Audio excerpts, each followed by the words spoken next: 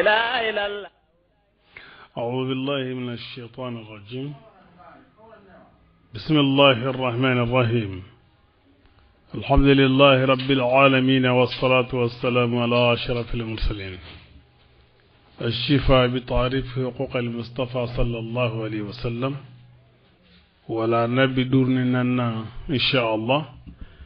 على كم بسوا من قفتنا الكتاب له أنجا ولا ندا هلسا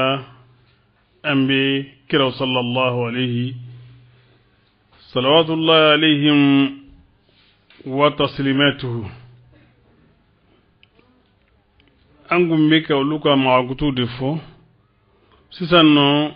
أني ملكاو ديدو ملكاو يالا utangane doa no tangane do bela jele doa walma chide un kamani malikawla wulude maasumunwe mana hab haruta ne maruta ko kuma mfura yala kuma juma ndibi ambolo ola ambode kono Allah tabaraka wa taala malikaw ma'angutu بأنهم مطهرون وكرام بررة ولا يعصون الله ما أمرهم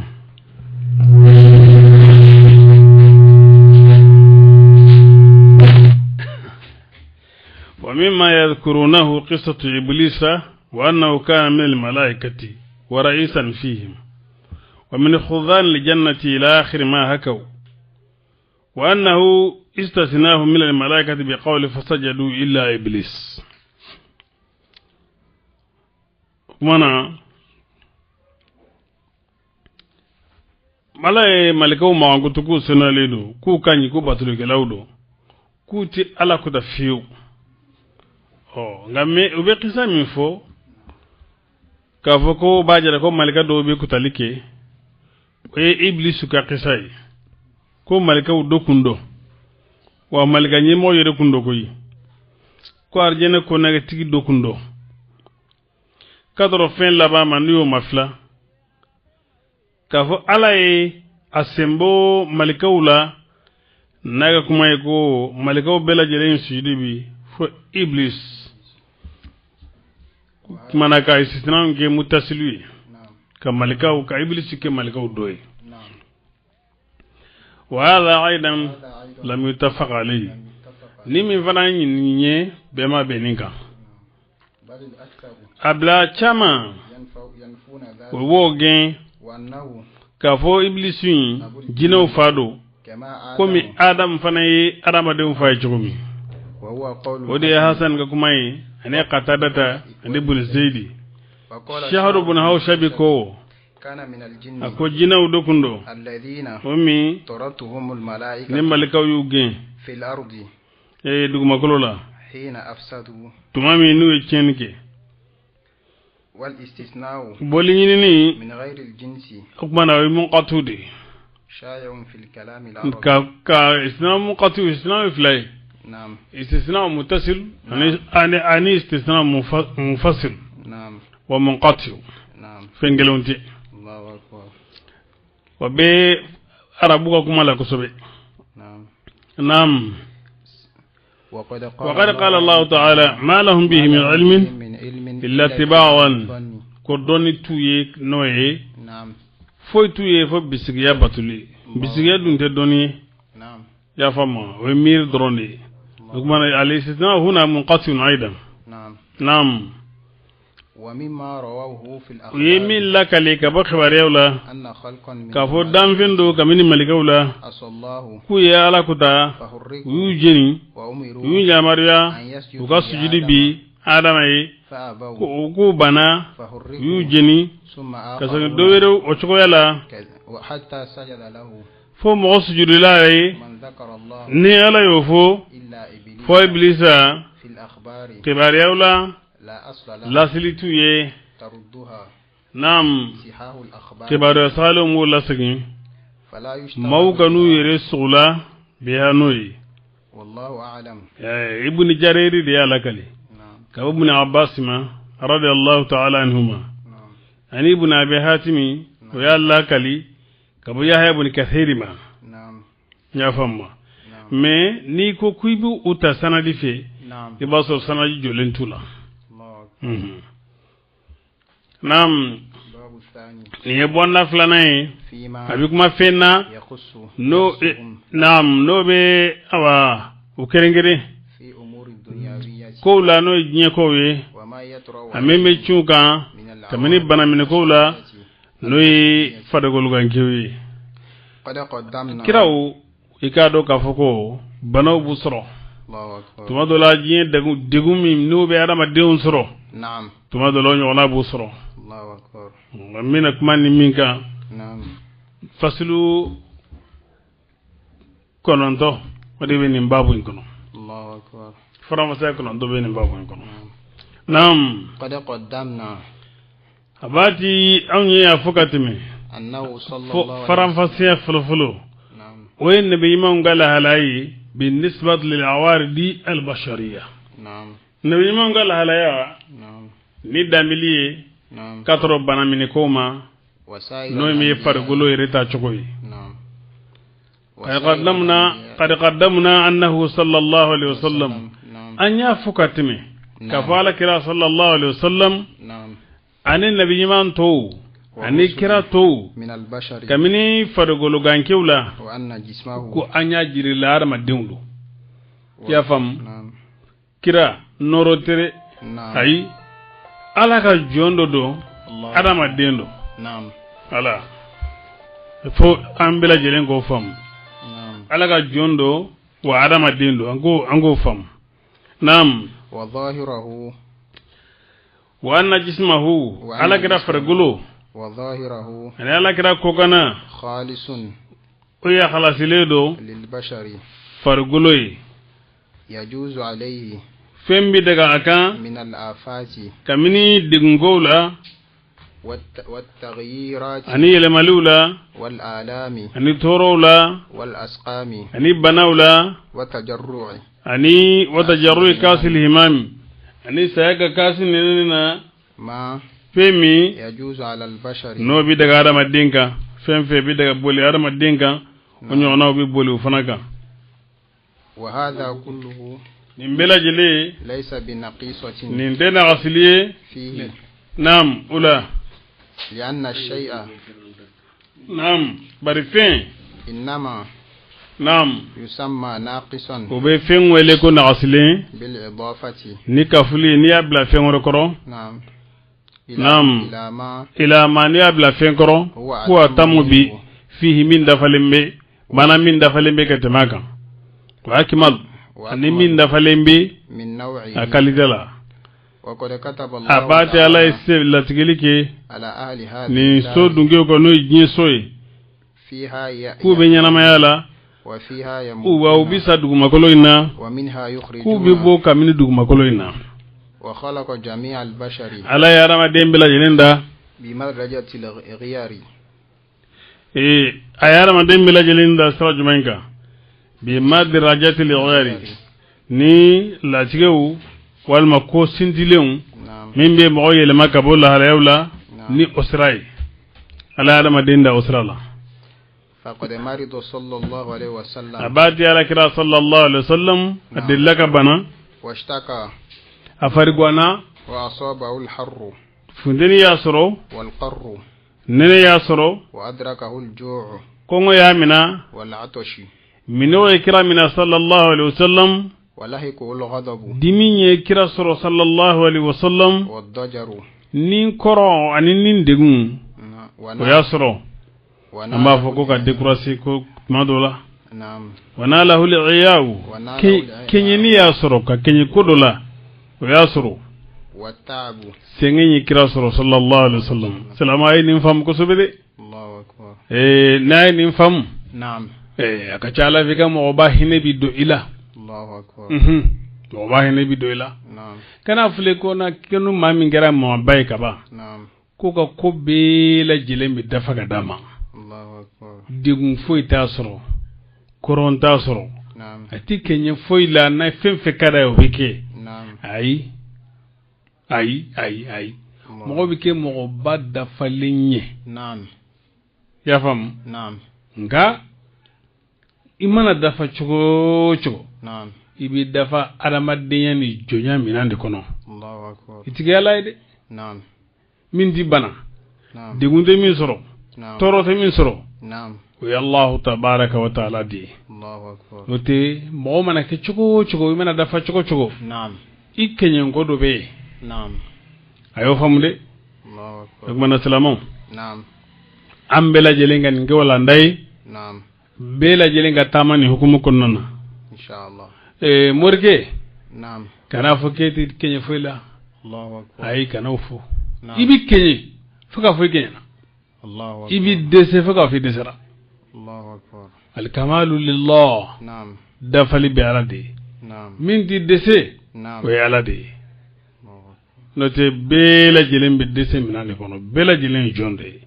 bela jelen hata ke bari نعم okmana anko fam amana kiraw bonya chogo chogo نعم anganu utime ko hakeka الله أكبر arama denka hake dese نعم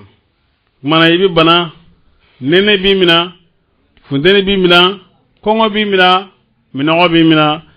ibi dimi ibi sewa ibi kenye ibi senge wa massahu da'fu la fi yasru kirabai sallallahu alaihi wasallam wal kibaru anisi krobaya waqti dolakum misika kodoke anana se hakedo ma نعم ka kenyola الله أكبر وسقط angana min bayi sallallahu alaihi wasallam نعم mana saqata نعم wede itamoto misali ala نعم kabo ka bi amba fuko ka bi نعم wala فجحش fajuhisha shiquhu جيش الشك uya kere jugi sallallahu alaihi wasallam adella ka bi نعم fo uya kere sunuman jugi الله أكبر mami ya jugi oye ibn qumayatay الله أكبر nam وشجه الكفار kafiru ye kira jugi sallallahu alaihi wasallam وكسروا رباعيته udella ka kira ayele nyindo kari الله أكبر ya nyindo kari نعم وسقي السم udella ka posone dikrama sallallahu alaihi wasallam Zainab bintul Harth yahudiyya نعم waye sogo posone le ndama نعم ifara ko yiro min karai نعم loy kamanya e posone chayola الله أكبر وسحر uya bon kortela kira uya bon kortela labid ibn lasam نعم ye moblo uya bon kortela الله أكبر awo sakintola kabo hudaybiya نعم san wolovilana نعم hijra san wolovilana نعم Allah akbar jibfo jibru de labana ka fay نعم ko uya ibone نعم korte mbemi labana ka korte nyenyini ka yordon katabu الله أكبر وتداوى kira sallallahu alaihi wasallam afrakila الله أكبر واحتجم nam ibn abi sheba نعم ya laka ka bubun mas'udima نعم ko bunden de laka kraki الله abul koyna sallallahu alaihi wasallam نعم ko ay ko godo jila نعم ko kyala الله أكبر aw nam واحتجم ka ko daka nam وتنشى ala kira sallallahu alaihi wasallam نعم ay joli samake bana frage model do be no نعم ko joli sama ka الله gumboski نعم gumboski do ay okay sallallahu alaihi wasallam وتعوذ okera ka posoni dunengo نعم ala kira sallallahu alaihi wasallam نعم wa ta'awadha ay tangani ثم قد tangani ka bo fen jugu toroma نعم summa qada nahabahu ko fa soma elemana فتوفي ya soma elma sallallahu alaihi wasallam ولاحق بالرجل abin yara ni jamakulu mi jamakulu korota lenyi وتخلص dika kishi من الدار الامتحان ka bo jarabu sokono ni والبلوى balaw so jinde وهذه سمات ambule gan ni minun yati nunu ni fargolo ganke ka tamasiude fargolo ere tamasidi fleni الله أكبر التي mi لا محيص ni عنها. boli yoro te gabama ma imana ke ya chogo chogo نعم imani yere tanga chogo chogo نعم dogotoro banabagatɔ fu b'a cɛ ka bɔ a ka lajɛlikɛ so kɔnɔ ka taa da yɔrɔ wɛrɛ ka taa di dɔgɔtɔrɔ wɛrɛ ma o ye diɲɛ taalan ye koyi i mana kɛ cogo o cogo i mana kodɔn cogo o cogo ni Ala ko a b'a ka latigɛ boli i kan a b'a boli dɛ n'i ye banabagatɔ furakɛla ye o bana kelen ni Ala ma far'i kan i yɛrɛ bɛ sa n'o ye Ala b'i ka jɔnya jira i la n'an ko an bɛ sira fara ka don o kɔnɔna na a kuma bɛ janya mais ko reali wasara maa si kana a yɛrɛ jɔ Ala jɔyɔrɔ la a bɛɛ dɛsɛbagatɔ wasaba ghayrahu min al-anbiya'i ma huwa a'zam fɛn ye Alakira tana sɔrɔ kabini kira ka nabi ɲumanw la min yɛrɛ ka bon ni nin bɛ u ye nabi ɲumanw fagali la u ye nabi ɲuman kɛru tasuma la Yahya ibn Zakariya alayhi salam u y'u fili tasuma la kama waqal Khalil alayhi salatu wassalam u y'u si ni silaw ye kama waqal Zakariya alayhi salatu wassalam ma bula ni Ala y'u tanga o la gaboma waati dɔ la ma bula ni Ala y'u tanga komi n'a fɔ u y'a tanga an ka nabi ɲuman tanga ninnu kɔfɛ sallallahu alaihi wasallam ka bɔ mɔgɔw ma na rabbuhu ni an ka nabi ɲuman ma kisi u bɛ Qumiyata bolo ma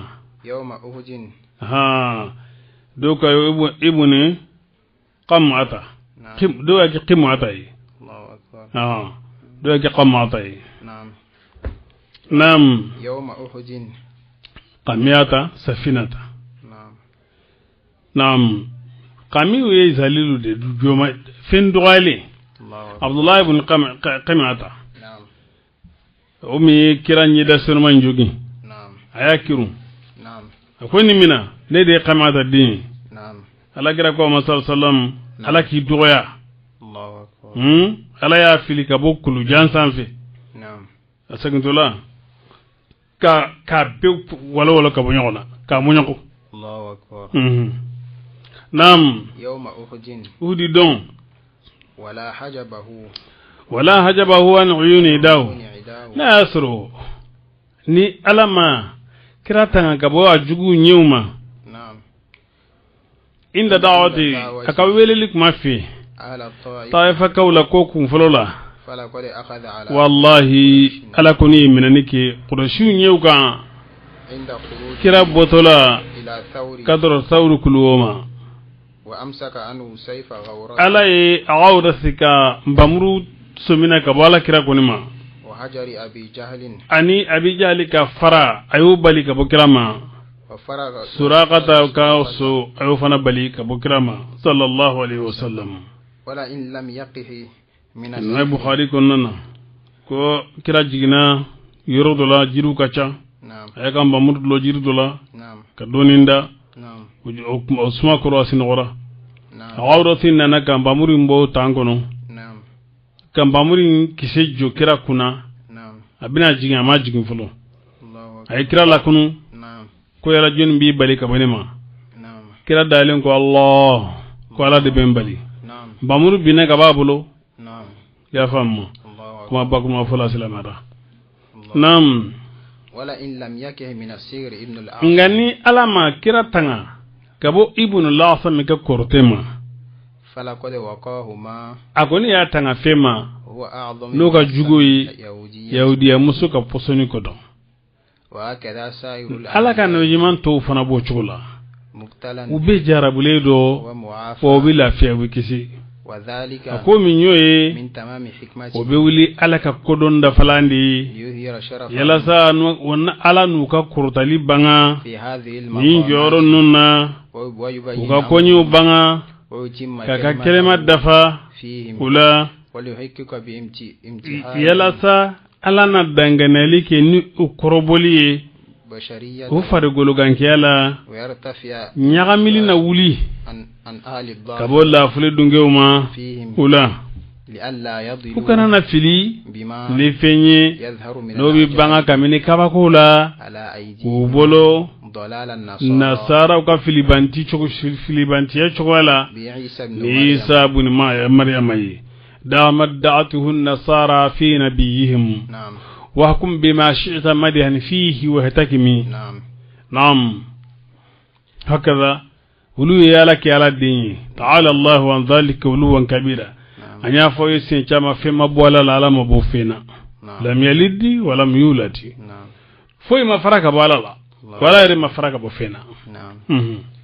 في مهنهم ukajarabu konnana tasliyatun li umamihim dusumalo kamantuni wa ufurun ani yala sa kirana kirawna ke ukajarabu konnana ka manton dusuma bari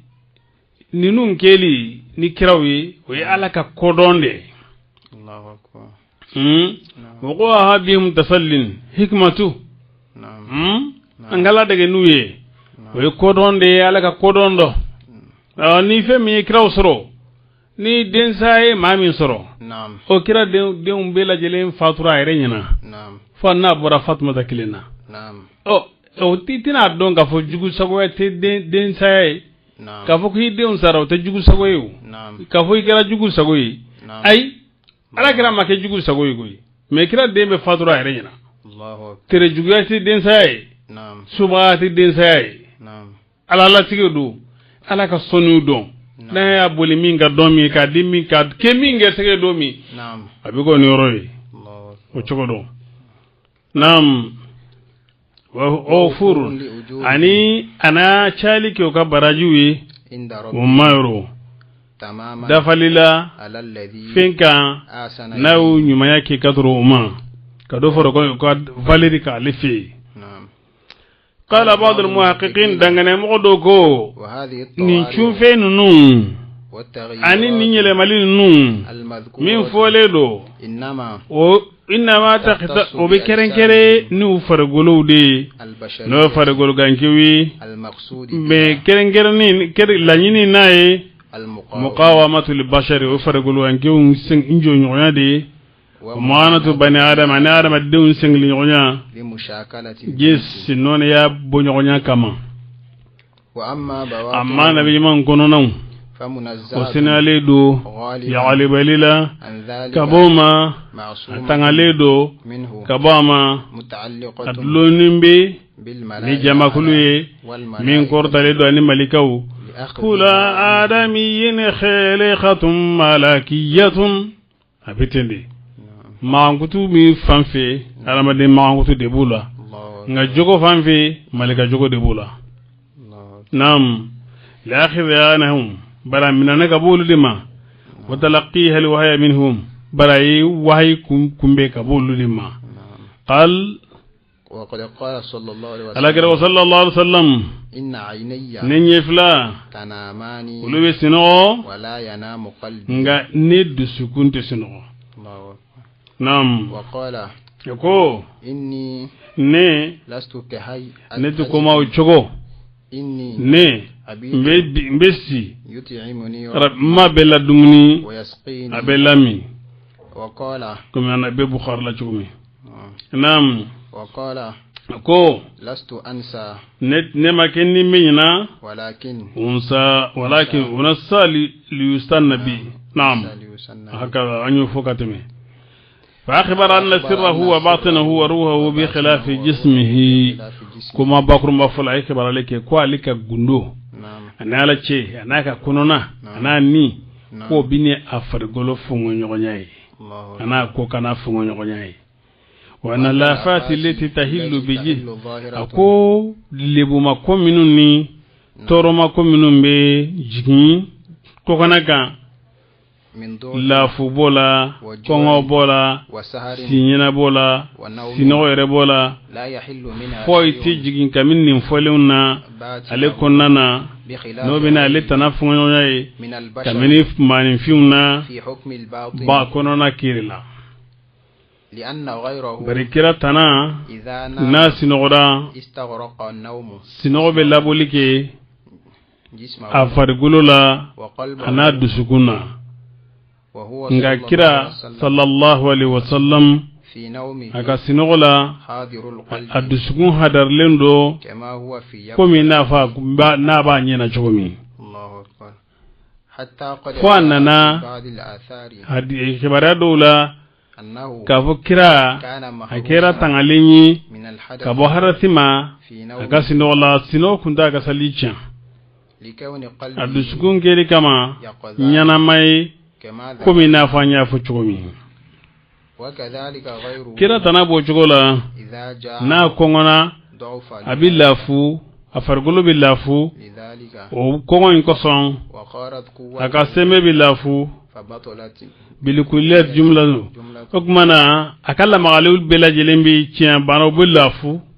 abido an farifan bela jelena fotuma dola ne kongona ulika jobi geleima wawa ngala kira sallallahu alaihi wasallam ay khibaralike ko ale o tasro kafa ale abini mogoto funai akakuma koson konne nti koma uchogo ne mbesi mabella dumni abellami uchogo kelendela mbafu alakira nilla halayanuna abela jele kamini banana pasa banana ani banana wasabi pasa banami dumale me fargolola wala singen ko jugu amba foko fatigue general wala wasabi ya fam wa maradin ani banami me chu wasiri ani korte wa wadabi ani dimi lam yajir ala batini aw maboli fe maboli wa konona gan ya khallu bi mimbi tieni kina med de fosiama wala fadha minhu fe masuru kamina la anninkun kan ana sunfen kan fe min la yaliqu bihi no mankanai kama kuma na futumi no ba le tanasro kamini fargulu kan jewla kamini fenna nambina minalike baudu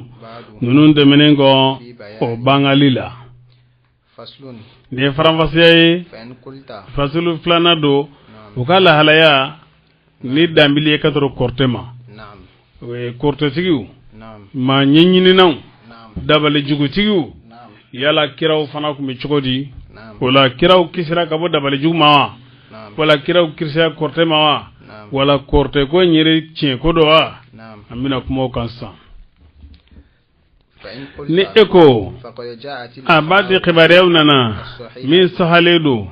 kafala kira sallallahu alaihi wasallam wi korte ke ka bon comme abi bukhari la chugumi kama hadathana shaykh abu muhammad comme nafo nam comme nafo amina nakabu aisha ma chugumi radiyallahu anha qalat nam bi qira'ati alayhi ay ibi sanadin toy bari hadise me sahihaini la bukhari muslim nam aku ye kira bon korte la sallallahu alaihi wasallam hatta innahu bukhari muslim ko fo laban arakira ube mirili ke katro ama ko kira ay fendo ke kasoro amake korte fanga sera degerela anga kira bay sallallahu alaihi wasallam abike akono kwa fendo ke kasoro make wa fi riwayati dola hatta kana fakira ubisgali ke katorama kafale yati nisa wala yatihinna nam maladis decision ta kodo kama matina atake tuni wa idha kana hadha nini ngera kamini ko nyagamilila ma kurteleka fa kayfa halun nabi anga nabi mangala ala bi chugudi sallallahu alaihi wasallam wala wa kayfa jaza alihi nin seraka bolikira kan chugudi kasura letangani do eka don arakan be sema ne yiri kafoni hadisin guni salifan fi kana salido salido sanadan wa matinan sanadi salido wa akolo ire salido muttafaqun alayhi la ubara alayhi ful qutala salido nam nga minu mu cheka bo dina kro kulu ye lebuliki hadisena andan ko flola sa andan ko flola hadisi mi na sale do wallahi ambe amba fa sale do ngani hadisi tite amba fa tite na hadisi re ti segeti ciala re amba fa sa ni mbete hadisi ko ni be dina tanai anyi fa moy do ode hadisi fa na sharti nam ahalini awa uye refarnya baka kasrani ni nae wata darade wisrani ni bihi nae wa hakili la fuli kama anaka nyaamili kama anyogonauka kadro sikalima shariala Allah tabaraka wa taala sharia ayusinya ayela be mansunya kabo femma no be nyaamili do akakola wa inna masir korte banadu kamini banawla bana mininando kamini bana mininauna obi boli kiraka kome banato choya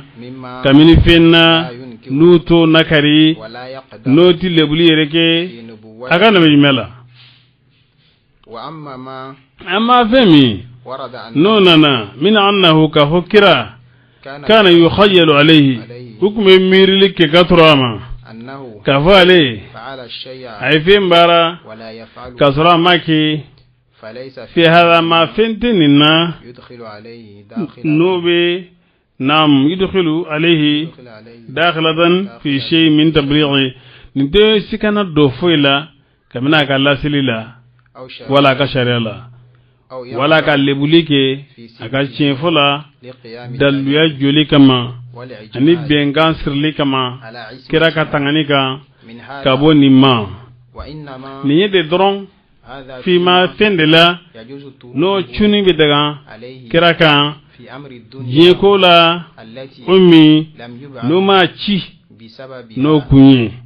ama chi no sabuye o ma fasa moto ye o koson huwa ako ale ulula banamini fendo torowe komi mogoto ati janya uka bisigalike katurama kamini jinye ko la fenna ni dangane tiwe ka sagi obi wuli kabama komi nafa kumichikomi kukura alhadisu lakharu hadisi donye ni fasen fana facerika kurufani hatta yukhayyala ilayhi nam annahu yati hada yukhayyala ilayhi ko kerengernendo do ko kerengernendo nam sufyan go hada ashaddu ma yakunu min asir yufarriquna bi farfasaliki ya ramadini musuchi nam amana khibari ala kaminala annahu kafale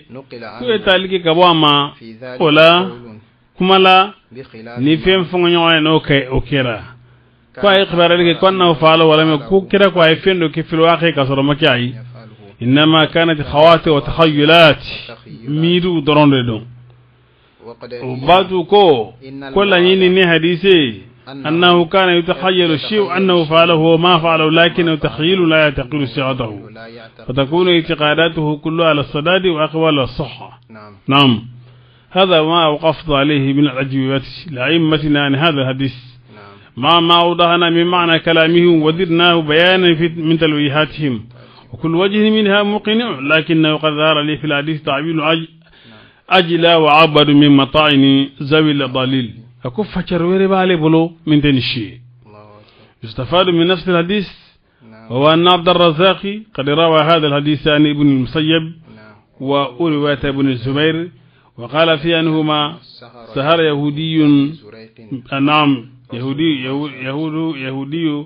بني زرق نعم يهود عروة بن الزبير بن العوام تابع ثقة كثير حديث كان تقيا نقيا عالما نعم هكذا كوي يهوديا دو كراب بانكورتلا فجعلوه في بير يابلا كولونغونا حتى كان رسول الله صلى الله عليه وسلم ينكر بصره ثم دله الله على ما صنعوا فاستخرجه من البير كو كورتين سيرا كراما كسدغرلا فو اكومبا ني اني كونغو ني كا يلي تشوكو ياو كونتيكا جاكوسوبي ايالا بو كولونغونا وروي نحوه. نعم الواقدي. نعم. وعن عبد الرحمن بن كعب. نعم. وعمر بن الحكم. نعم. وذكر عن عطاء. نعم. نعم. أيها بن يعمر وبس رسول الله صلى الله عليه وسلم 10 سنة فبينما هو ناعم أتاه ملكان فقال أولهما عند رأسه والآخر عند رجليه. الحديث. قال عبد الرزاق هبس رسول الله صلى الله عليه وسلم 10 سنة حتى أنكر بصره. نعم. نيمباجر كو لا لا كرين كرين كندو. نعم. نعم. وروى محمد بن سعد. نعم.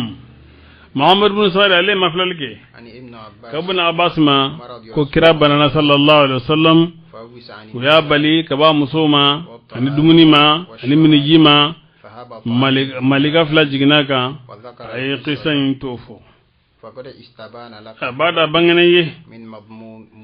كمن نون كننا هذه الرواية نرواية كننا كفو كورتين إنما أكو أسلترا على ظاهره أكو كنديكا أنا سوفيون أما سلتيا دسكونكا أنا كهكلكا أنا كهكلكا وأنه عليه إنما أثر في بصره أي نوبو أن يدلا عن وطئ نسائه وطعامه وأضعف جسمه وأمرضه ويكون معنى قول يخيل إليه أنه يأتي أهله ولا يأتيهن أي يظهر له من نشاطه متقدم عادته القدرة على النساء وإذا دنا منهن أصابته آخرة شهر فلم يقدر على إتيانهن كما يعتري من أخذ وأترد ولا لو لمثل هذا أشار سفيان بقوله وهذا أشد ما يكون نسير كورتي دبل جوجو أبيك صابي كيبالي كابو إكمل المقدمة ولا ما كابو مسودو ما كمدوتو دبلي بوكي كورتي بوكي يا كباراي عاشتك كما بيجي في الروايات الأخرى أنه لا يخيل إليه أنه فعل الشيء وما فعله من باب ما اختل من بصري ما كان كما ذكر في الحديث فيظن أنه رأى شخصا من بعد أزواجه أو شعر فعلا من غيره ولم يكن على ما يخيل إليه لما أصاب من بصر وضعف نظره لا لشيء طلع عليه في ميزه وإذا كان هذا لم يكن فيما ذكر من إصابة السحر له تأثيره في ما يدخل لبسا فلا يجد به لملهد لمعترض أنصا ننتك نجي فيني بلوكي أي نيغوني فين درون بنا من فين داكو يكرا صلى الله عليه وسلم تلاقا بالا أبانا لليكم يا الشفاء بطارف حقوق المصطفى صلى الله عليه وسلم بيغرسك كرندي نالا سنما بدرنا كننا أمركما في أهواله بأمور الدنيا. نعم. والسلام عليكم ورحمة الله وبركاته. لا إله إلا الله لا إله إلا الله لا إله إلا الله لا إله إلا الله الله الله الله الله الله الله الله الله لا إله إلا الله محمد رسول الله شيخنا هم الله عليك جونك نيومانيه